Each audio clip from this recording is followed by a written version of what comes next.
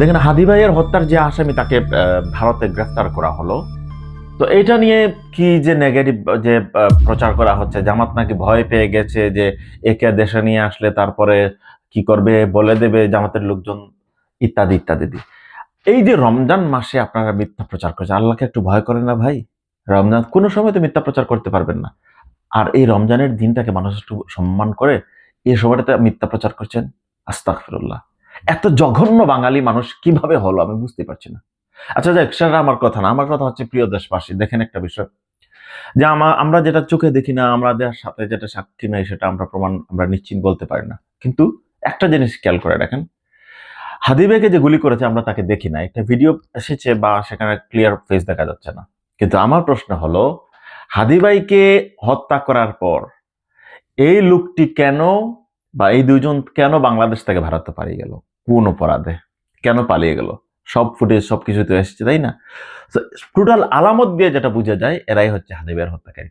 ছোট্ট একটা গল্প বলি। একবার একটা কাঁঠাল বাগান থেকে কাঁঠাল চুরি হয়েছিল, মানে বেশ কিছু কাঁঠাল চুরি হয়ে গিয়েছিল। তো পরদিন গ্রামের সবাই বসছে বিচারে, তা কাঁঠাল কে চুরে নিচে, কে চুরি করে নিয়েছে সেটা কেউ জানে না। তো গ্রামের এক প্রবীণ মুরব্বী বললেন যে এই যে চুর, এই যে চুর, চুরের মাথায় কাঁঠালের আঠা দেখা যাচ্ছে।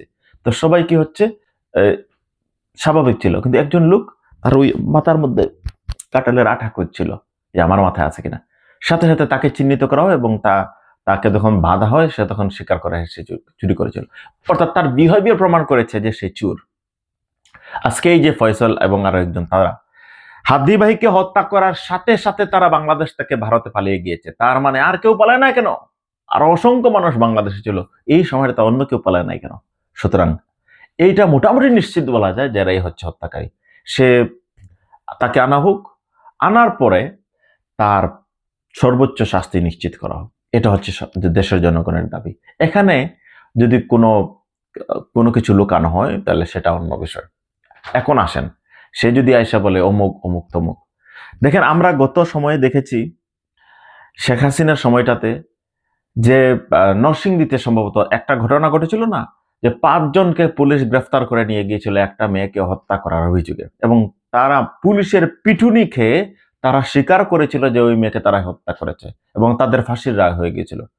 ভাগ্যবশত তাদের ফাঁসি কার্যকর হওয়ার আগে ওই মেয়েটি আবার বের হয়ে আসে, অর্থাৎ মেয়েটি আত্মগোপনে ছিল বা পালিয়ে গিয়েছিল কারোর সাথে। এইরকম মেয়েটি যখন বেরিয়ে আসে, তখন কোথায় গেল বাংলাদেশের আইন, কোথায় গেল কোর্ট, কোথায় গেলেন সেই বিচারক, আর কোথায় গেল সেই পুলিশ? পুলিশের মার খেয়ে তাদেরকে বাধ্য করা হয়েছিল, যে তারা বলতে বাধ্য হয়েছিল তারা ওই মেয়েকে হত্যা করেছে। প্রকৃত অর্থে তারা ওই মেয়েকে হত্যা করে নাই, মেয়ে মারাই যায়, মেয়ে জীবিত ছিল।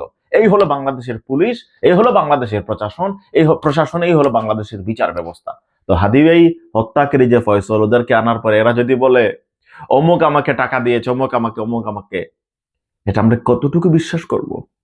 যে জামাতের লোক করেছে, বিএনপি করেছে, বা মির্জা আব্বাস, অনেকে তো সন্দেহ করছেন মির্জা আব্বাস করিয়েছে, কিন্তু এখন মির্জা আব্বাস মন্ত্রী, তার দল ক্ষমতায়, সে কি তার নাম বলবে? তারা কি বলাতে চাইবে? তারা তো চাইলে এখন অন্য একজনের সেই জাদু মিয়ার নাম বলে দিতে পারে। পাগল আর কুমসা, দূরবীন শাহ, রাধারমন দত্ত, কারো একজনের নাম বলে দিতে পারে, তাই না? তো আমরা সেদিকটা খেয়াল রাখবো, আর যাতে বিনা দোষে কেউ ফেসে না যায়।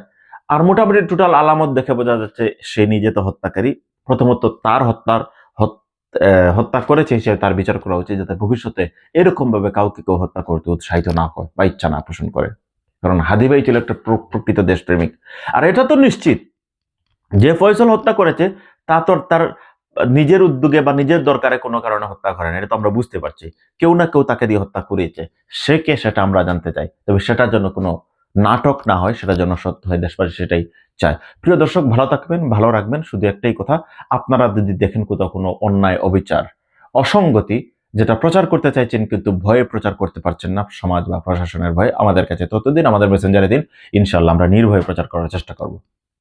শান্তির সমাজ করব, শান্তির বিশ্ব করতে চাই।